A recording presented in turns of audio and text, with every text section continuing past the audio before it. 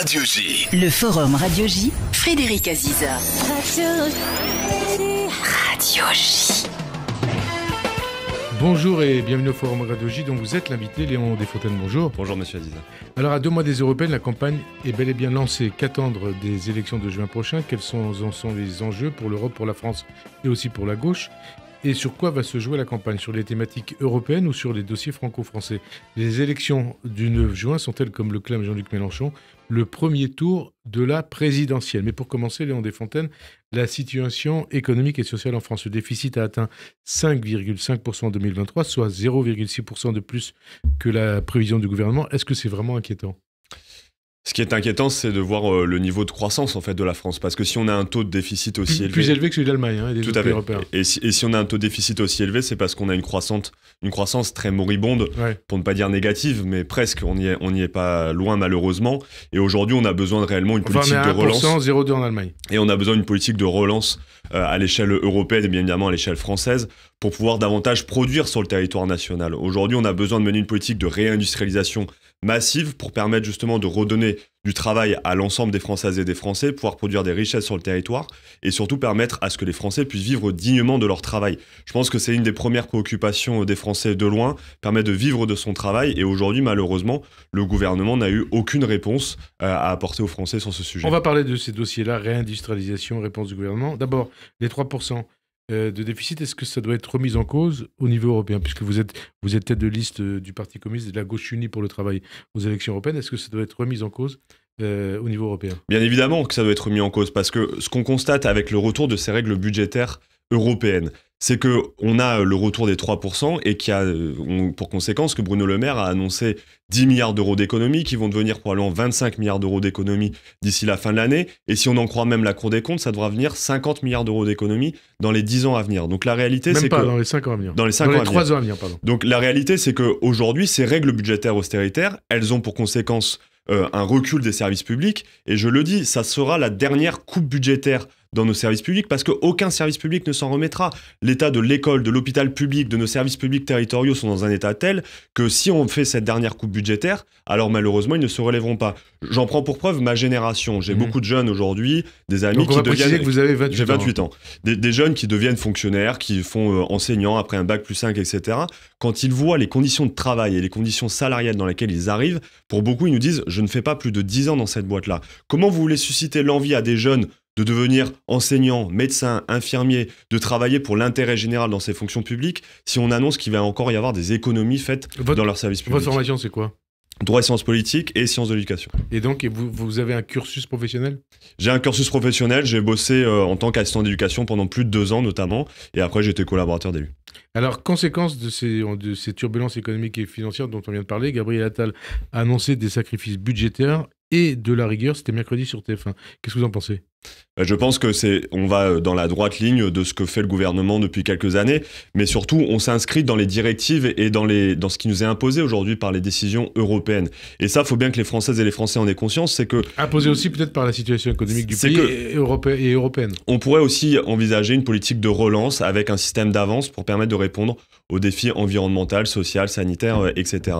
Ce que fait le Gabriel Attal, c'est faire le choix des directives qui sont imposées par l'Union européenne. Ce pacte budgétaire européen, les règles des 3% de déficit dont on parlait juste avant. Ce que font tous les pays européens depuis Maastricht, sauf le Danemark, mais oui. Sauf le Danemark. Mais justement, moi j'ai une question à poser, c'est quand est-ce que nous avons voté pour ça? En effet, les Français sont prononcés à Maastricht, à une courte majorité en faveur du traité de Maastricht. Quelques années plus tard, il y a eu le référendum sur le traité constitutionnel européen. 2005. Les Français, en 2005. Les Français ont voté à grande majorité, à plus de 55%, contre le traité constitutionnel européen. Donc ces règles budgétaires européennes, on n'a jamais voté pour ça, on n'a pas voté pour ça. Ma génération n'a jamais été consultée pour la mise en place de ces règles budgétaires.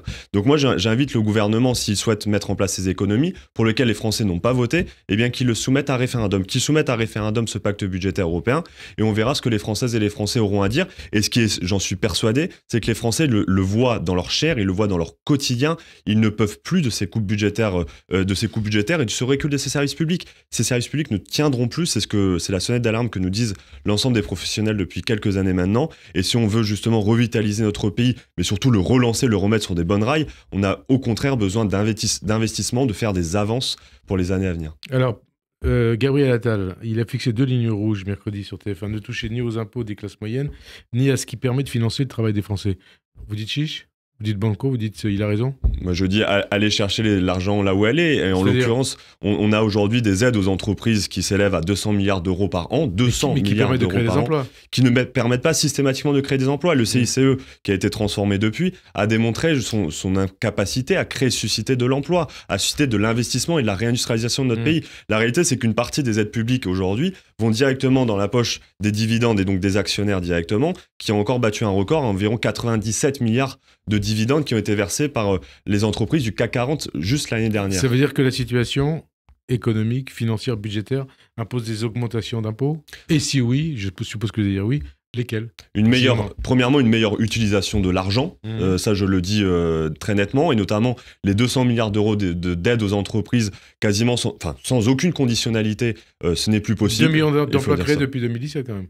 2 millions d'emplois, il faut regarder ce que c'est ces emplois, combien d'emplois ont été détruits. Moi, je me réfère souvent aux produits manufacturés, l'industrie, les richesses qu'on produit. Et en l'occurrence, depuis 2017, ça a baissé de 0,2% les produits manufacturés issus de notre industrie produits sur le territoire. On a une industrie qui a perdu 2 millions d'emplois en 20 ans. Donc la réalité, c'est aussi ces chiffres-là. Et donc aujourd'hui, on produit malheureusement pas suffisamment de richesses sur notre territoire, en tout cas issus de l'industrie, et la part dans le PIB est malheureusement trop minime. Alors quels impôts augmenter ? Moi, je pense qu'il faut remettre en cause aujourd'hui les aides aux entreprises pour permettre de financer davantage les services publics. Toutes les aides aux entreprises ?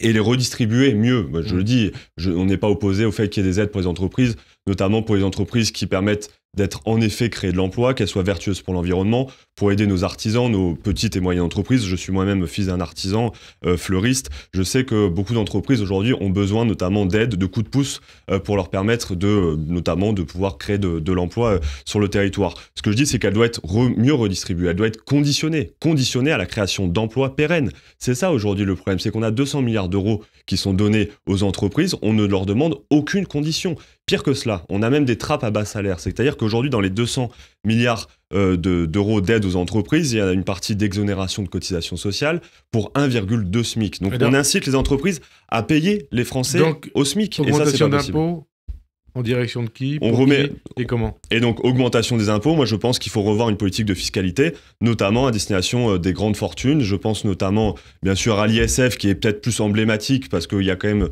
de l'argent là-dessus, 3 milliards... Qui existe quand même sous la forme de l'IFI. Sous la forme de l'IFI, mais qu'il faut remettre en place telle qu'elle avait été pensée à l'origine, donc avec l'ISF, l'impôt de solidarité sur la fortune, sur les grandes fortunes notamment, et il y aurait 3,5 milliards d'euros à aller chercher là-dessus. Et je pense surtout qu'on a une meilleure politique fiscale à mener, notamment envers les gros groupes financiers aujourd'hui qui bénéficient de ces exonérations. Financiers ou industriels ?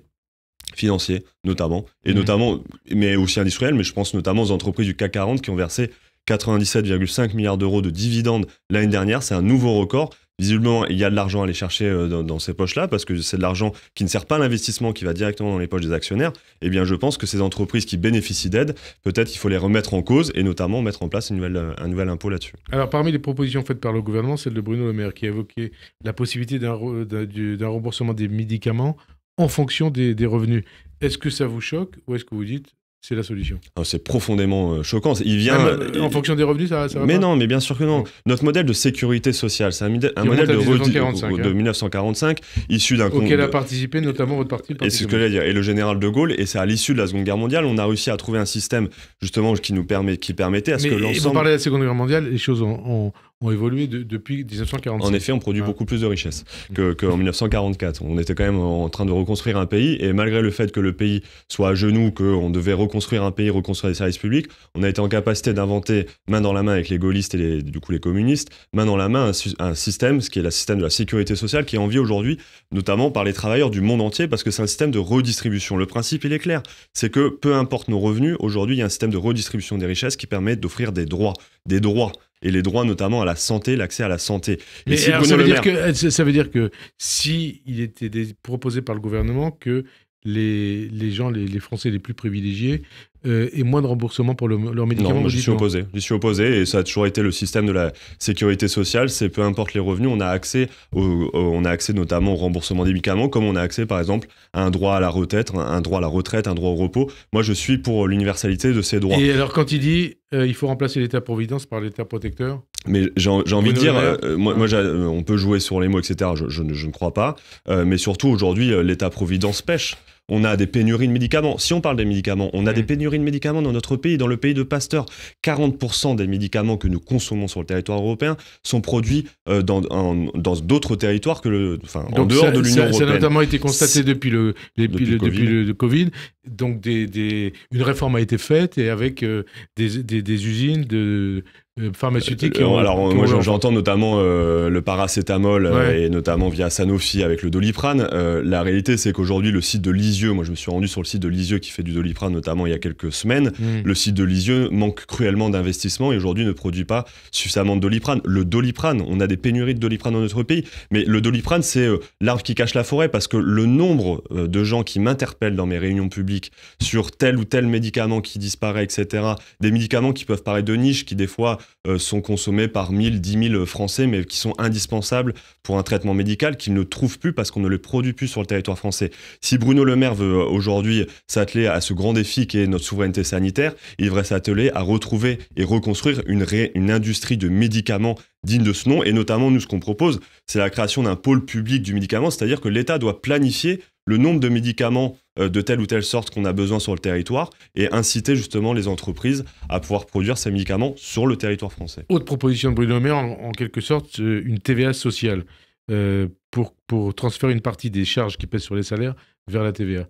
Ça correspond à ce que vous avez toujours dit, non ? Ah non, la TVA, on est toujours opposé à ce niveau-là parce que la TVA est l'impôt le moins juste qui existe parce qu'il n'est pas calculé sur les revenus. Et d'ailleurs, la part dans le budget de l'État... Avoir moins de charges sur les salaires, c'est pas quelque chose qui paraît logique. Non, mais je ne pense qu'il faut arrêter avec cette politique d'exonération. On a des salaires qui sont ce qu'ils sont, avec un salaire net, avec un salaire brut, qui permet de financer notre modèle de sécurité sociale auquel les Français sont profondément attachés à notre système de sécurité sociale. On l'a encore vu lors des mobilisations contre la réforme des retraites, où 8 Français sur 10 étaient pour défendre notre système de sécurité sociale. Donc il faut arrêter de remettre en cause systématiquement ce modèle de financement. Si on veut aider les entreprises, c'est pas via des exonérations de cotisations sociales comme le propose le gouvernement, c'est via d'autres coups de pouce, mais pas avec ces exonérations-là. Et la TVA est l'impôt le moins juste parce qu'encore une fois, il n'est pas calculé en fonction des revenus. Et la réalité, c'est qu'avec ce gouvernement... D'où la question que je vous posais tout à l'heure par rapport au remboursement des médicaments.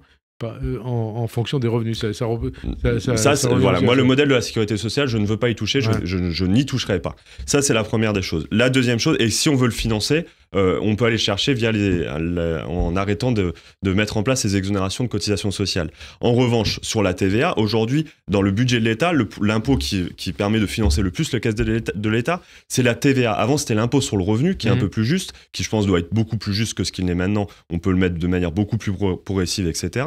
Mais la réalité, c'est qu'aujourd'hui, le gouvernement souhaite augmenter la TVA aussi, parce que c'est ce qui lui fait des recettes. Mais cette TVA, elle est injuste. Si aujourd'hui, les prix ne cessent d'augmenter, si on remet en place la TVA, davantage de TVA, je veux dire, les impôts vont continuer d'augmenter. Moi, je suis même pour qu'on baisse la TVA, notamment sur les produits de première nécessité. Ce qui ne rapporte pas grand-chose. Par exemple, sur une baguette, ça représente peut-être 1 centime. Peut-être, mais dans tous les cas, moi je préfère que dans le budget total de l'État, il y ait une plus grande partie qui vienne de l'impôt, notamment sur les revenus, plutôt que sur la TVA, parce qu'encore une fois, la TVA, tout le monde le paye, peu importe ses revenus. Social toujours, et là c'est le point important de la semaine, Gabriel Attal a annoncé une réforme de l'assurance chômage d'ici l'automne, en jouant soit sur la durée d'indemnisation, aujourd'hui 18 mois qui pourrait n'être plus que de 12 mois, soit sur les conditions d'accès aux allocations. Qu'est-ce que ça vous inspire ? Je pense qu'on va droit dans le mur et encore une fois, mais parce que aujourd'hui, ce que remarquent notamment nos entreprises en France, c'est qu'on manque cruellement de manœuvres formées. On a besoin de former de la manœuvre, on a besoin d'une manœuvre qualifiée. Et donc aujourd'hui, on a une partie pour X ou Y raison de Françaises et de Français qui se retrouvent sans emploi. La priorité, ce n'est pas de les contraindre à accepter n'importe quel boulot qui n'a aucune valeur ajoutée, c'est de les former. Ouvrons des grands instituts de formation pour permettre à ce que l'ensemble des personnes... Mais non, ce n'est pas le cas. Il suffit d'aller voir aujourd'hui dans n'importe quel pôle emploi, rebaptisé aujourd'hui France Travail, d'aller discuter avec notamment celles et ceux qui sont en perte d'emploi. Moi, j'ai en discuté avec... quelqu'un qui vient de finir sa thèse, qui est aujourd'hui au chômage, on lui demande d'accepter de faire des ménages. mais on a besoin au contraire de lui permettre d'avoir accès à un institut de recherche ou à minima de devenir, il était notamment en sciences, il aurait pu être ingénieur par exemple, mais à condition de lui offrir une formation. Réforme de l'assurance chômage, quelle sera la position du Parti communiste quand ça viendra à l'ordre du jour du Parlement? On sera opposé. On sera opposé en disant que la priorité des priorités pour notre assurance chômage, c'est d'offrir une formation de qualité à l'ensemble des personnes qui ont perdu un emploi pour qu'ils puissent occuper un emploi et surtout un emploi qualifié qui a un sens pour la société. Et pas qu'on arrive à cette situation où finalement, qui a pour objectif de radier massivement aujourd'hui des personnes qui sont en perte d'emploi. Et je le dis, en radiant des gens de France Travail, de Pôle emploi, en les radiant du chômage, alors on va les éloigner encore plus de l'emploi et ce n'est pas la solution. Est-ce que tout vient du fait que le modèle français est peut-être un peu obsolète aujourd'hui? Non, je pense que tout vient du fait que le modèle français n'a eu de cesse d'être attaqué par les politiques libérales et notamment celles employées par Emmanuel Macron et Gabriel Attal. Encore une fois, dans les 200 milliards d'euros d'aide aux entreprises, il y a une partie qui est aujourd'hui considérée dans l'exonération des cotisations sociales, qui fait qu'aujourd'hui, en effet, il y a eu un déficit, notamment sur le financement des droits à la retraite. Mais il suffisait d'aller chercher 20 milliards d'euros pour permettre de combler le déficit de la sécurité sociale. Et alors, sur l'assurance chômage, ce qui est le comble là-dedans, c'est que la Caisse est bénéficiaire. La Caisse n'est même pas déficitaire. Ils veulent réformer une caisse de notre sécurité sociale qui est bénéficiaire, c'est-à-dire qu'il y a plus d'argent dans ces caisses. Officiellement, l'idée, c'est d'encourager les chômeurs, à trouver un emploi. Mais s'ils veulent encourager les gens à trouver et les chômeurs à trouver un emploi, je le dis, il faut les remettre sur les rangs de la formation et de réelles formations qualifiantes sur l'emploi pour le permettre. Moi, je le souhaite, je le dis, et avec Fabien Roussel, on l'a toujours dit, notre horizon, c'est le travail. Permettre à ce que chaque Français puisse travailler dignement, c'est d'éradiquer le chômage, non pas en créant des emplois précaires comme le fait actuellement le gouvernement, mais en créant des emplois qui sont utiles pour la société. Et on ne va pas me dire, au vu de l'état de la fonction publique, de l'école publique, de l'hôpital public, de l'enjeu de la réindustrialisation de notre territoire, qu'aujourd'hui, on n'a pas besoin justement de créer des travailleurs formés pour répondre à l'ensemble de ces défis. Réindustrialisation du territoire, c'est justement, vous en parliez il y a quelques minutes, c'était l'axe majeur des demandes d'Emmanuel Macron depuis 2017. Mais pour vous, c'est un échec? C'est un échec. 2 millions d'emplois ont été supprimés. Sur les 30 dernières années, c'est pas que le bilan d'Emmanuel Macron. Depuis 7 ans, 2 millions d'emplois créés. Et depuis 7 ans, il y a eu des emplois qui ont été créés dans l'industrie qui ne comblent pas l'ensemble des emplois qui ont été détruits. Et surtout, moi, ce que j'observe, c'est que la part dans l'ensemble des richesses produites, la part du PIB, la part de l'industrie est toujours plus petite. Aujourd'hui, la France est au même niveau, par exemple, que des pays comme la Grèce, qui sont des pays peu industrialisés dans la part du PIB et vous dites depuis 40 ans, donc c'est vieux. Et depuis 7 ans, ça a encore diminué. Et notamment, la part des produits manufacturés, je l'ai dit, elle a diminué de 0,2% en France depuis qu'Emmanuel Macron est arrivé au pouvoir. Donc la réalité, c'est qu'au-delà des belles paroles, nous, ce qu'on veut, c'est des actes. Et je vais vous donner un exemple très concret. Moi, je suis amiénois. Il y a une entreprise Metex, comme Emmanuel Macron d'ailleurs, une entreprise Metex qui est la dernière production en Europe qui produit de la lysine qui est indispensable pour l'agriculture et notamment pour l'élevage, qui risque de fermer. Que fait le gouvernement pour sauver cette entreprise? Pour l'instant, elle ne fait rien. Nous l'interpellons. Pourquoi cette entreprise, elle va fermer? Elle est mise en concurrence aujourd'hui avec le marché chinois, notamment parce qu'on a l'Union européenne qui a baissé les droits de douane sur la lysine importée de Chine, et donc il y a une concurrence déloyale qui s'est installée parce que la lysine chinoise, elle est 2 fois moins chère. Elle est 5 fois plus polluante, mais elle est 2 fois moins chère sur le marché européen. Eh bien, moi, je le dis, si on a un gouvernement français qui voudrait défendre notre industrie, eh bien, elle protégerait notre industrie, elle remettrait en place ces taxes de douane sur la lysine chinoise pour permettre à ce que la lysine française, en l'occurrence celle qui est produite à Amiens, puisse irriguer le marché européen. Alors, dans ce contexte de, quelque part, protection de l'industrie et des entreprises françaises, l'accord de libre-échange entre l'Union européenne et le Canada, le CETA, a été rejeté au Sénat, alors que, d'ailleurs, les relations commerciales entre la France et le Canada, l'Europe et le Canada, sont excédentaires au profit de la France et de l'Europe. Est-ce que ce rejet donc, du CETA par le Sénat, rejeté aussi donc par les sénateurs communistes, n'est pas, comme le dit le ministre du Commerce extérieur Franck Riester, un terrible message envoyé à tous nos exportateurs français? Il y a 2 choses qui sont posées, je reviendrai sur votre question juste après, mais tout d'abord sur le CETA tout de même. Ça fait 7 ans que le CETA, l'accord de libre-échange entre le Canada et l'Union européenne, est à l'œuvre aujourd'hui, alors que le Parlement national, le Parlement français, n'a jamais ratifié le CETA. C'est une véritable fraude démocratique. Comme trop souvent sur la question européenne, l'Union européenne se construit autour de fraude démocratique. C'était le cas, je l'ai évoqué notamment au début de votre antenne sur le traité constitutionnel européen, que les Français ont rejeté massivement, qui est revenu. Mais là, il y a eu un vote au Sénat et on attend un vote à l'Assemblée. Et sur le CETA, ça fait 7 ans qu'il est à l'œuvre, alors que le Parlement national, les représentants de la nation, ne se sont jamais exprimés sur le CETA. C'était une fraude démocratique. Du coup, la niche parlementaire au Sénat... On précise les choses. Le gouvernement, après le vote du Sénat, et en raison de la décision du gouvernement de ne pas inscrire le texte à l'Assemblée avant les élections européennes du 9 juin, les députés communistes ont annoncé leur intention d'inscrire le texte dans la niche parlementaire du 30 mai à l'Assemblée. Donc, ce sera 10 jours avant les élections. Est-ce que ça veut dire que vous souhaitez que ça fasse partie du débat européen, que ça doit faire partie du débat européen? Rendez-vous compte quand même, le gouvernement, ce qu'il nous dit, un débat aussi important que les accords de libre-échange, en l'occurrence celui avec le Canada, il ne souhaite pas le mener avec les Françaises et les Français, il ne le souhaite pas mener dans la campagne européenne. Eh bien nous, ce que nous disons, notamment avec André Chassaigne, qui est président du groupe communiste à l'Assemblée nationale et qui figure en 5e position sur ma liste, donc en position éligible, c'est que nous voulons faire... Éligible, on parlera de ça tout à l'heure, si vous faites plus de 5%. Si on fait plus de 5%. Ce que nous voulons faire, nous, justement, de cette campagne européenne, c'est aussi permettre de débattre de ces accords de libre-échange pour lesquels les Français sont trop peu consultés. En l'occurrence, l'accord de libre-échange avec le Canada, le gouvernement ne souhaite pas en parler. Eh bien, nous, on va le mettre sur notamment le devant de la scène médiatique, on va le mettre au centre de la campagne européenne, si bien d'ailleurs on propose d'en débattre le 30 mai prochain, justement, 10 jours avant le scrutin électoral. Vous rendez-vous compte quand même, on a un gouvernement qui n'a pas proposé au Parlement de ratifier l'accord de libre-échange avec le Canada, on lui a imposé grâce à la niche parlementaire des communistes au Sénat, et aujourd'hui, il nous dit...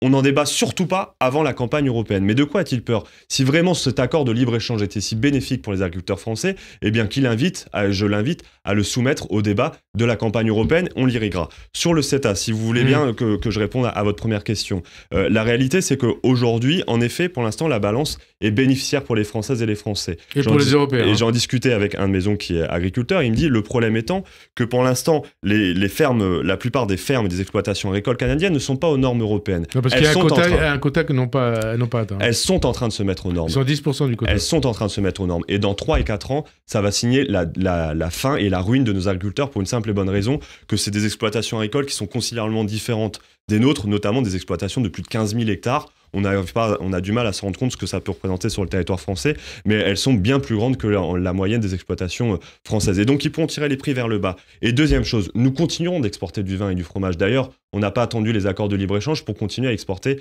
du vin et du fromage. Mais moi, j'ai une question à poser. Je pense que les Canadiens ne peuvent pas se passer du vin et du fromage français. En revanche, nous, leur bœuf élevé aux hormones, on peut complètement s'en passer. Alors, lié à ça, quelque part, je vous cite cette phrase, cette déclaration d'Éric Ciotti. La gestion calamiteuse des finances publiques du gouvernement doit être censurée.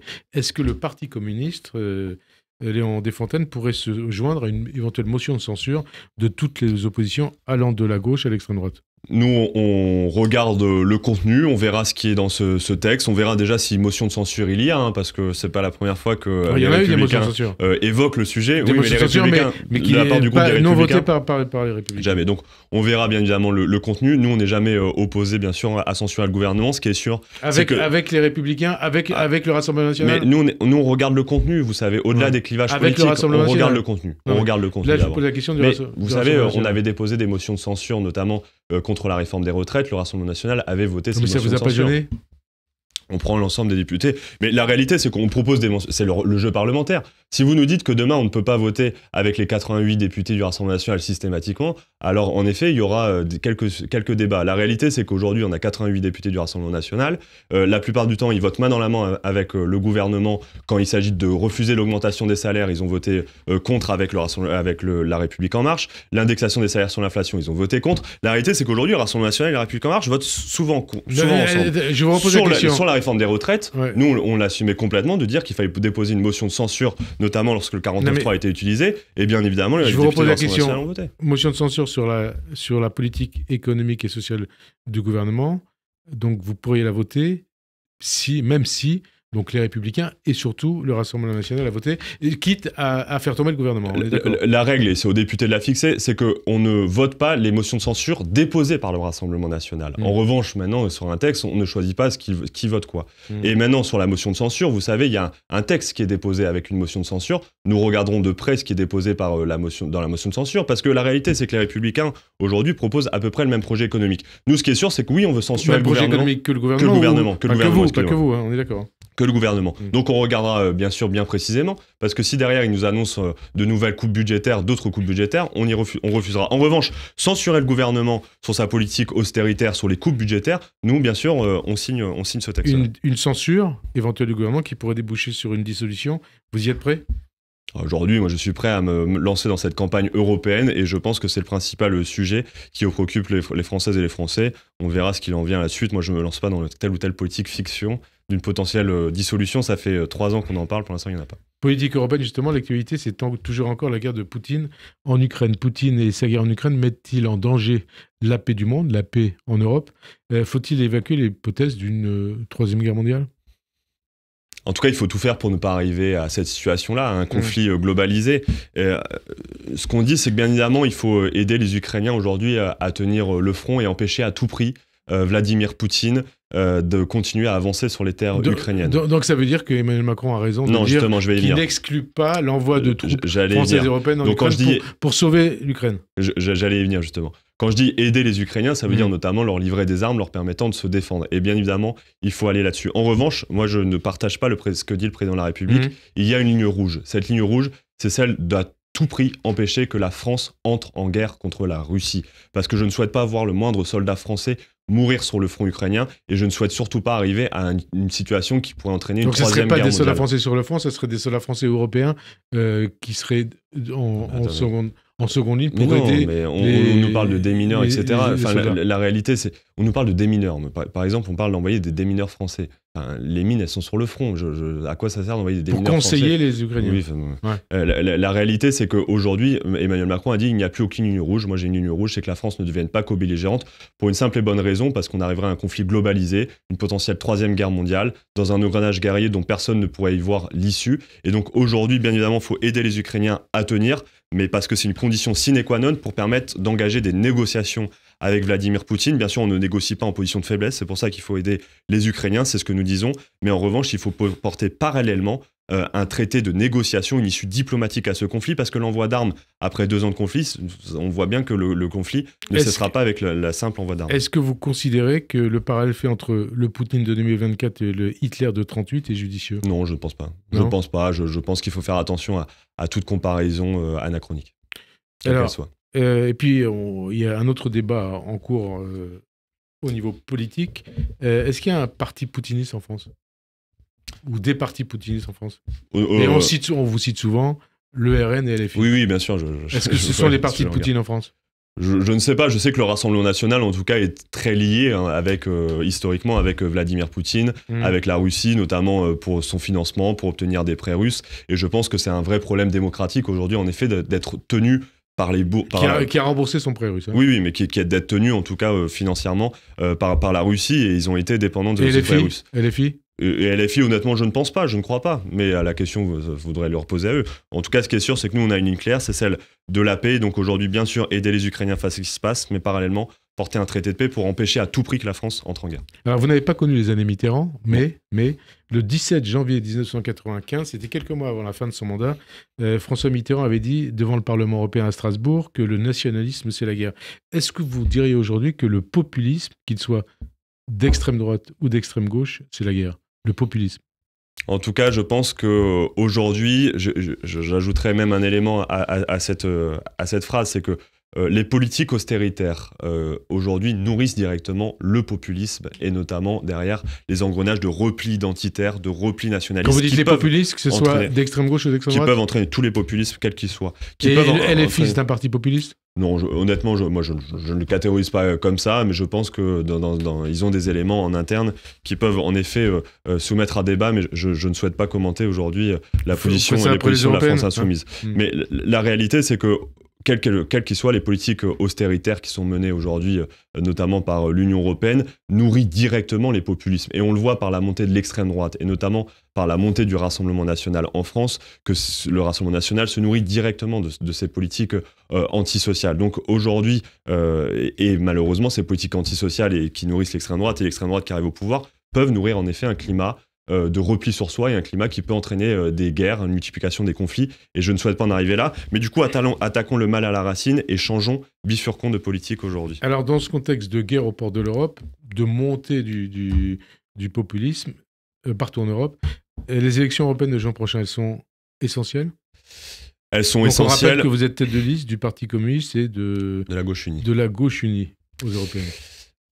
Elles sont essentielles, ces élections, pas uniquement sur la montée de l'extrême droite. Moi, je ne vois pas comme étant uniquement une manière de mettre des barrières à la montée de l'extrême droite. C'est quel projet politique voulons-nous porter pour l'Europe dans les années à venir. Et en effet, on est à un moment déterminant pour notre avenir, parce qu'on a bien sûr la guerre qui est revenue, on en a discuté juste avant sur notre continent, mais il y a aussi l'impératif environnemental, le défi climatique qui doit être réglé dans les 30 ans à venir si on veut permettre à la Terre de continuer à rester vivable.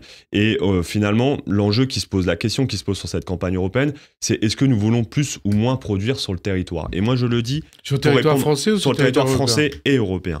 Ce que je veux dire, c'est qu'on est face à des défis colossaux. J'ai parlé du défi climatique. Je parlerai aussi du défi autour de notre souveraineté sanitaire. J'ai pu évoquer notamment sur la production de médicaments. Ouais. Eh bien moi, je fais partie de celles et ceux qui disent qu'aujourd'hui, on a besoin de réparer ces 40 ans de libéralisme qui ont détruit notre outil industriel, qui ont détruit notre agriculture. Et je pense que la question qui se pose, c'est voulons-nous plus ou moins produire sur le territoire français européen? Et bien moi, je le dis, je souhaite produire beaucoup plus, rapprocher la production de la consommation, réindustrialiser notre pays, relancer des services publics de proximité, reconstruire des écoles, des hôpitaux, permettre de développer les lignes de chemin de fer, construire des lignes de chemin de fer, finalement construire des grands travaux pour relancer notre pays. Et en quoi, qu'est-ce qui vous différencie des listes du PS, des écologistes et de LFI? Mais justement, sur cette question de la production, aujourd'hui, on est les seuls à dire ça. Moi, je l'assume complètement de l'ensemble des forces de la NUPES. Je dis, on est la seule force aujourd'hui en France, présente dans cette campagne européenne, qui disent qu'il va falloir produire davantage sur le territoire national et sur le territoire européen. Parce que, comme je l'ai dit, que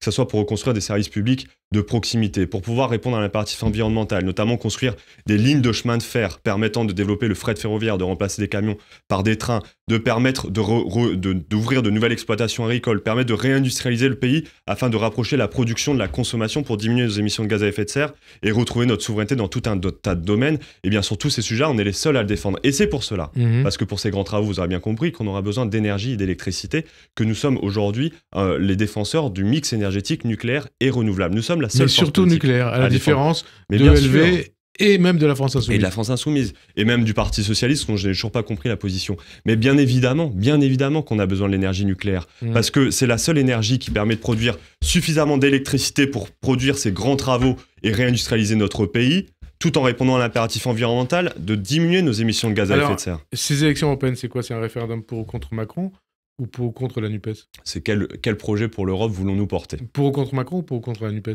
Parce qu'on voit que au sein de la NUPES, vous divergez beaucoup. Ah, mais on a beaucoup de différences et moi, je ne les ai jamais cachées. Et vous dites la NUPES c'est fini? Mais bien sûr, la NUPES c'est fini. Mais pourquoi la NUPES c'est fini? Mais pour une simple et bonne raison que la NUPES, c'est un accord législatif de 2022. C'est-à-dire que 4 forces politiques, le Parti Socialiste, le Parti Communiste, la France Insoumise et les écologistes se sont mis d'accord autour d'un projet pour l'Assemblée nationale. La NUPES... Donc pour faire élire des députés. Pour faire élire des députés. La NUPES a existé pour ces élections législatives. Mais ça réexistera après ou pas? Mais non, pour les prochaines élections elle n'a existé que pour ces élections législatives. Pas pour les prochaines. Et elle existe aujourd'hui à la limite à l'Assemblée nationale parce qu'ils se mettent d'accord sur des textes et des projets de loi, des propositions de loi communes. Mais il n'existe dans aucun autre cadre. Et moi, je l'ai toujours assumé. Et pour les prochaines élections législatives? Non. Il n'y aura pas NUPES? Non, je ne pense pas qu'il y aura chacun NUPES. De son côté?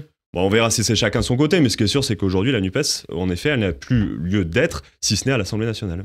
Jean-Luc Mélenchon, il considère que les élections européennes sont le premier tour de la présidentielle. Il a raison ou pas? Non, mais franchement. On a une personne qui critique sans cesse, Jean-Luc Mélenchon, qui critique sans cesse les fonctionnements de notre 5e République comme étant hyper présidentialisés, qui présidentialise chacune des élections. L'élection européenne n'est pas le premier tour de l'élection présidentielle. L'élection européenne pose la question de quel projet nous voulons pour l'Europe dans les années à venir. S'il n'a pas de projet politique pour l'Europe, eh bien il ne se présente pas à une élection. Moi j'ai un projet pour l'Europe, moi j'ai une vision pour l'Europe. Je souhaite en effet permettre de réindustrialiser, permettre davantage de produire sur le territoire national et de retrouver notre souveraineté, de reprendre la main sur les décisions qui sont prises à Bruxelles et à Strasbourg. J'ai un projet pour l'Europe, c'est pour ça aujourd'hui que je suis candidat aux élections Mélenchon n'a pas de projet pour l'Europe, et en tout cas il diverge avec le vôtre. En tout cas visiblement il ne l'a pas. S'il veut faire de cette élection le premier tour de l'élection présidentielle, que grand bien lui fasse, mais ce n'est pas la question qui est posée par cette campagne électorale. Et Mélenchon candidat la prochaine fois? Votez pour lui? Ah non. Hein? Non, non. Candidat d'union de la NUPES? Non, mais je ne vote... Non, alors déjà, ce ne sera pas le candidat de la NUPES. Et à un moment... Ce que j'ai envie de dire surtout, c'est que si on parle de la politique nationale, c'est qu'aujourd'hui, la gauche toute mouillée, elle pèse environ 25%. On l'a vu lors des élections législatives, c'était à peu près 25,5% de mémoire au premier tour des élections législatives. L'enjeu, nous, pour la gauche, c'est de gagner les prochaines élections présidentielles, c'est de faire 50% plus une voix. On a besoin d'aller rechercher d'autres électorats. Jean-Luc Mélenchon, on l'a essayé une fois, on l'a essayé 2 fois, ça n'a pas marché. On pourrait le réessayer 3 fois, ça n'a pas marché. Et là, il nous propose de l'essayer une 4e fois. Donc vous allez dans le mur si c'est une 4e fois avec lui? Franchement, moi, à un moment, on m'a appris quand même qu'il fallait pas jouer les mêmes jeux si on perdait à chaque fois. Vous êtes d'Amiens, François Ruffin, ce serait un bon candidat? Non, je pense que... Mais la question se posera quand on en viendra. En tout cas, le meilleur moyen de perdre cette élection, c'est de se poser uniquement la question de la présidentielle. Les Français en ont ras-le-bol aujourd'hui qu'on leur parle systématiquement de cette élection. Ils veulent qu'on parle de leur quotidien. Eh bien, comptez sur moi pour le faire. Votre quotidien quand même, puisqu'on parle des élections européennes, les sondages vous donnent en dessous de 5%. Tout à fait. Pour l'instant. Ça va être compliqué pour vous d'avoir des élus? Non, aucunement. Hein? Alors, on a un système aujourd'hui, parce que ça peut paraître... Même si vous n'êtes pas très loin de Manon Aubry, qui est donné à 6, 7, 8%. Tout à fait. Et aujourd'hui, l'élection européenne, 81 sièges, la France a 81 sièges au Parlement européen. Ces 81 sièges sont répartis à la proportionnelle parmi l'ensemble des listes dépassant les 5%. Moi, ce que je souhaite, c'est permettre à ma liste, à la liste que je mène de la gauche unie pour le monde du travail, de dépasser le seuil des 5%, lui permettant mécaniquement d'avoir 5 élus en plus. Et la gauche gagnera ces élections qu'à condition qu'elle en capacité de gagner des sièges et parallèlement de faire perdre des sièges à la droite, à l'extrême droite. Si ma liste ne fait que 4,5%, elle a 0 élus. Si elle fait juste 5,01%, elle a mécaniquement 5 élus. Et donc moi je le dis, il n'y a pas de vote utile dans ces élections européennes, ou alors s'il y en a un, c'est le vote pour justement la liste que je mène, pour nous permettre justement de dépasser ces 5%. Vous représentez le vote utile?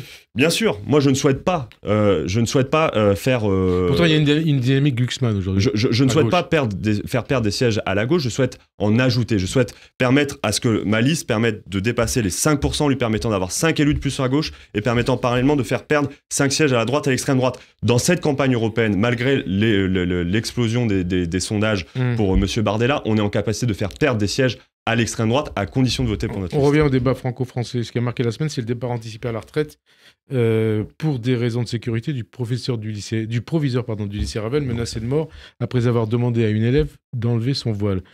Que révèle pour vous le départ de ce professeur? Est-ce que c'est une défaite de laïcité, un renoncement face à l'islamisme? Et puis aussi, quand vous constatez qu'une députée LFI, en l'occurrence Danielle Simonet, a mis en cause dans un tweet la probité de ce proviseur, participant ainsi à la campagne contre lui, qu'est-ce que cela dit de l'évolution du débat politique, mais surtout, quelque part, de l'état de la gauche?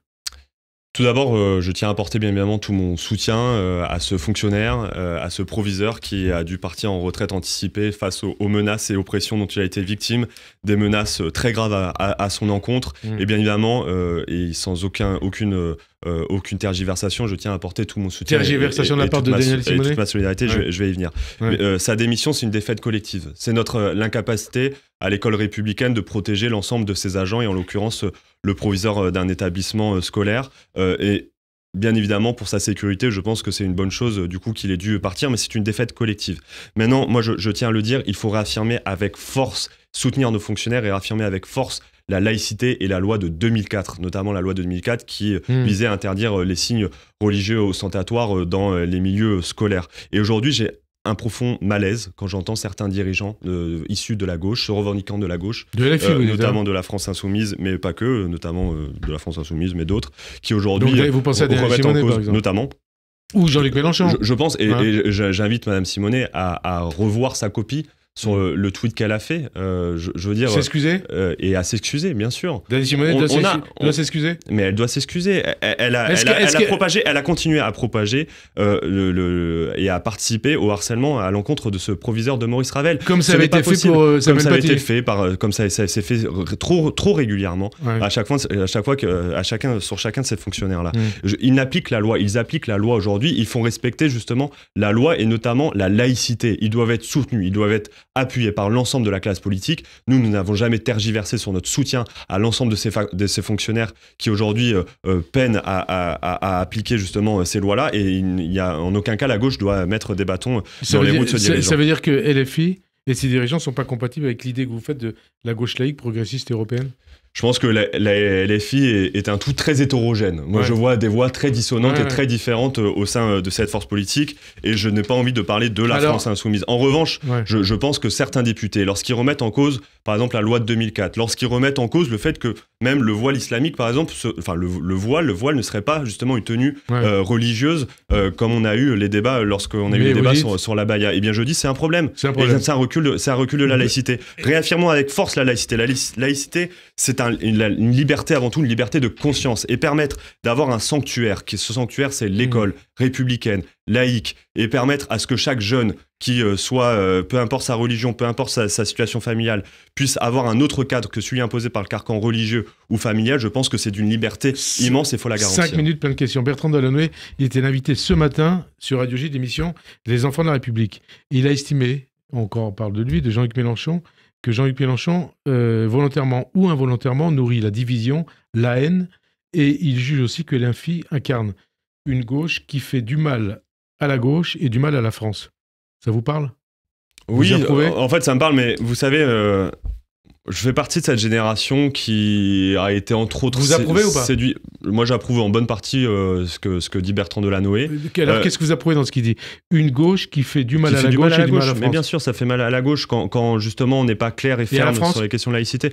Mais derrière, je suis persuadé que la France n'est pas dans cette situation à cause de la France insoumise. Disons-le du mal à la gauche. Disons-le clairement. Et moi, mon ambition, c'est que la gauche revienne au pouvoir. Et je pense que pour que la gauche revienne au pouvoir, il faut recréer une gauche authentique, populaire, qui remet le travail au cœur de son projet, ce que fait merveilleusement bien Fabien Roussel. Mais vous savez, juste moi... Il faut que je pose... Après, vous parlez de vous. LFI qui a choisi, puisqu'il faut qu'on parle aussi de la guerre à Gaza et du pogrom du 7 octobre, a choisi de placer la Palestine au centre de sa campagne européenne, avec notamment la présence de la franco-syrienne d'origine palestinienne, Rima Hassan, sur sa liste, et en niant le caractère terroriste du Hamas et du pogrom du 7 octobre. Est-ce que c'est un choix judicieux ou un choix dangereux ? Vous savez, moi, je suis tête de liste de la gauche unie pour le monde du travail. Je ne suis pas là pour commenter les choix stratégiques de la France insoumise. Ce choix, c'est en important. revanche, je ne partage en aucun cas. Non, je veux dire, je ne partage en aucun cas. Cette liste, en tout cas, cette stratégie, elle ressemble à ce qui avait été fait par Europalestine en 2004 avec Dieudonné et la liste antisioniste et la thématique antisémite de Dieudonné Soral en 2009. En tout cas, je ne partage en aucun cas les propos qui ont été tenus par Rima Hassan sur le refus de qualifier d'organisation terroriste, par exemple, islamiste, le Hamas, voire le qualifiant de certains dirigeants de la France insoumise, le qualifiant le Hamas d'organisation de résistance ou de libération de la Palestine. Ce n'est pas vrai. Et Rima Hassan qui dit il faut un État unique de la mer au Jourdain, je ne partage pas du tout. Destruction d'Israël. Mais non, mais c'est ce que disait Delanoë ce matin. Il faut cesser avec ça. C'est mortifère. Il faut écouter ce que nous disent eux-mêmes, d'ailleurs, les forces progressistes en Israël et en Palestine. Ils veulent un État palestinien aux côtés d'un État israélien. Notre cap a toujours été clair. 2 États, solution à 2 États sur les frontières de 67, comme le préconise le droit international. C'est comme ça que vous envisagez la paix après la guerre. Tout à fait. Une paix juste et durable entre Palestiniens et Israéliens, c'est la reconnaissance du droit international. Et moi, j'invite Emmanuel Macron à peser de tout son poids pour la reconnaissance du droit international et notamment la reconnaissance de l'État de Palestine aux côtés de l'État d'Israël sur les frontières de 1967. L'antisémitisme, il a explosé depuis le 7 octobre. Jean-Luc Mélenchon et ses amis de LFI ont multiplié des déclarations, des tweets au relents nauséabonds sur le CRIF, sur des personnalités d'origine juive. Vous avez vu ce qui s'est passé pour Emma Rafovitch, qui est candidate du PS. Elle a été la cible d'une campagne antisémite provenant de militants LFI et aussi du NPA, parce que son oncle est porte-parole de Tsahal. Qu'est-ce que vous en pensez ? Je tiens tout d'abord à renouveler tout mon soutien et toute ma solidarité à Emma Rafovitch. On a pu échanger rapidement par message, présidente des Jeunes Socialistes et candidate sur la liste de Raphaël Glucksmann. C'est profondément immonde ce qui s'est passé à son encontre. Je tiens à le dénoncer avec la plus grande fermeté. Je ne fais pas partie de ceux qui pensent qu'il y a un antisémitisme de gauche. En revanche, je pense qu'il y a un antisémitisme à gauche. Et quand je vois des militants se revendiquant de la France insoumise, du NPA, comme vous les avez cités, ayant participé à cette vague de harcèlement et d'insultes à caractère antisémite à l'encontre d'Emma Rafovitch, c'est profondément scandaleux. Et moi, je le dis, si on avait le moindre militant, la moindre personne se revendiquant de ma force politique qui a eu de tels propos, notamment du Parti communiste français, il aurait pris la porte directement. On ne peut tergiverser sur ces sujets-là. Il faut être ferme. Donc, bien évidemment, j'apporte tout mon soutien à Emma Rafovitch. Et bien évidemment, je condamne avec la plus grande fermeté l'ensemble des militants se revendiquant de n'importe quelle force de gauche qui a tenu de tels propos. Est-ce que vous faites partie de ceux à gauche, même au sein du Parti socialiste, je sais pas, vous me direz pour vous et pour le Parti communiste, qui considère que la France insoumise a une responsabilité colossale dans l'explosion des actes antisémites depuis le 7 octobre.